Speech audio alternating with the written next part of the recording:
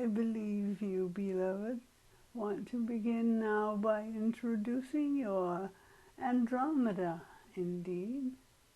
And it is we, again, that will teach our listeners as they will want to advise themselves and be informed of the divine light that is needed upon the world in these days, and how we can be mindful of our own thought patterns and how each of us contribute these to the world as we sense the dark waves of fear and negativity through these days of virus, that we may supply our own light to our own positivity and love and faithfulness and trust and positivity in the means of adding light to the world, beloved, by thinking positive and hoping and praying and being kind to each other and smiling whenever we can.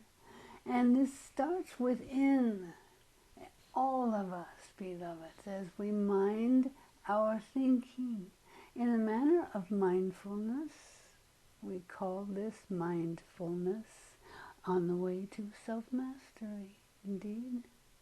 And it starts with recognizing a negative thought, recognizing a negative pattern. Oh, that's the old stories again. Oh, no. Oh, that's a hate vibration, and that's a calculation of anger and revenge. Oh, and non-forgiveness. All of these things, beloved, we may recognize and flush with our Lord's divine toilet before us as we walk the street, before us as we walk around our houses and sit in front of us in our meditations, and even on our couches and our beds. This divine toilet is imaginary, but it is real in God's cosmos. It is real as we imagine flushing the negativity down. Each time we recognize it, we flush it. Recognize, flush, and affirm. And the affirmations, beloved, are the most important as they feed the heart and the mind and the subconsciousness with patterns of positivity, yes.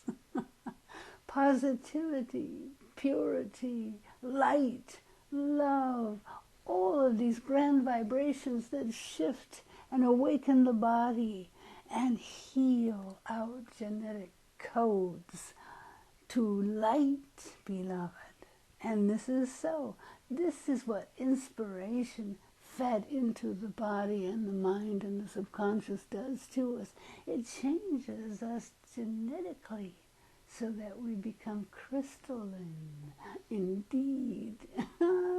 Watch us glow and watch these waves of light shift over the world as we meet the darkness and the fear of those around the world that are such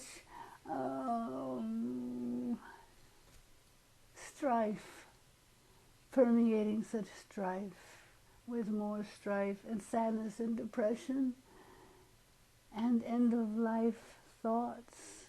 Oh no, this is not the way, beloveds. It is to use our power of self-will, of free will choice, in order to allow our divine grace to shine brightly through us, to encourage us, to support us, and to draw wonders to us in small ways. Small miracles become exponentially larger miracles as more and more and more of us talk about the light and live the light, especially in our minds and our hearts, beloveds. This is what inspires the world and inspires us to continue to grow and change and love and be at peace when we shut our eyes at night, knowing that we've done the work, we've done the affirmations. We replace the negative patterns with positive patterns of affirmations. Thank you, Lord, for my abundance. I know I can't see it, but I can feel it, and I trust that it's there.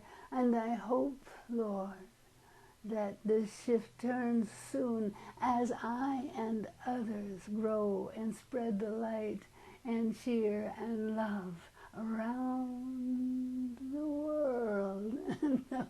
The earth becomes wider and wider and wider, Lord, with your love. And it is so.